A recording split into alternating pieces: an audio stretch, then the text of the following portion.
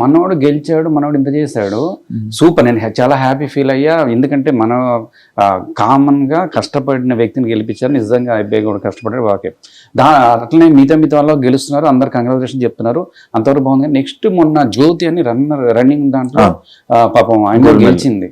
గెలిస్తే పాపం అమ్మాయికి అంత ఆదరణ లేదు, మరి దేని వల్ల నాకు అర్థం కాలేదు. పోయి గోల్డ్ మెడల్ కొట్టుకొచ్చింది. ఆమె కూడా కొంత ఎవరో ఒకళ్ళు అంటే సపోర్ట్, అంటే లేడీస్ వైపు నుంచి కానీ జెంట్స్ వైపు నుంచి కానీ సపోర్ట్ ఉంటే అట్లాంటి వాళ్ళు ఇంకా పైకి ఎదిగే స్థాయి ఉంటుందేమో అని నాకు అనిపిస్తుంది. అందుకే స్పోర్ట్స్ వైపు మన వాళ్ళు చాలా మంది వెళ్ళరు. అంటే నార్త్ ఇండియన్స్ అటువైపు నుంచి స్పోర్ట్స్ ఎక్కువ ఉంటుంది, తెలుగు వాళ్ళు పాపం తక్కువేమో అనిపిస్తుంది. అట్లాంటి వాళ్ళని కొంచెం ఎంకరేజ్ చేయాలి. అంటే నిజంగా దేవుడు నాకంటే డబ్బులు ఇచ్చి అట్లా చేస్తే అట్లాంటి పేదవాళ్ళని కానీ అట్లాంటి వాళ్ళని కొంచెం చేయాలనిపిస్తుంది. లేదన్న డబ్బులు నీ దగ్గర ఏబే లేదు, డబ్బులు ఎక్కడ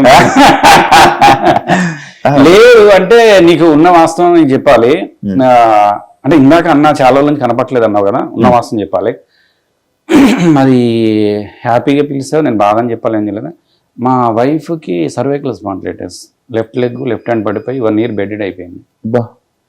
అది అంటే ఎట్లా చెప్పాలంటే, ఇప్పుడు అంటే ఇక్కడ పెయిన్ వస్తుంటే మామూలుగా మనం ఏమనుకుంటాం సర్వైకల్ స్పాండిలైటిస్ కదా, నొప్పే కదా అని. పాపం ఎప్పుడని చేపిస్తేనేమో లో అయిపోయేది, కింద పడిపోయేది. మనం ఏమనుకుంటాం డాక్టర్ దగ్గర చూపిస్తే, హాస్పిటల్ పేరు చెప్పాను కానీ హాస్పిటల్లో చూపిస్తే ఇప్పుడు బోన్ అరిగింది, బోన్ మీద బోన్ ఎక్కింది, ఇది అని చెప్పేసి 2 years 3 years అట్లనే నడిపించిండ్రు. అది సీరియస్ అయిపోయి నరు ఇది నేను కాదమ్మా నరు డాక్టర్ అని చెప్పాలి కదా, నర్వ్స్ దగ్గరికి వెళ్తే ఇన్ని రోజులు ఎందుకున్నారు, కంప్రెస్ అయిపోయింది అన్నారు. ఇక ఈ లెఫ్ట్ హ్యాండ్ పడిపోయింది.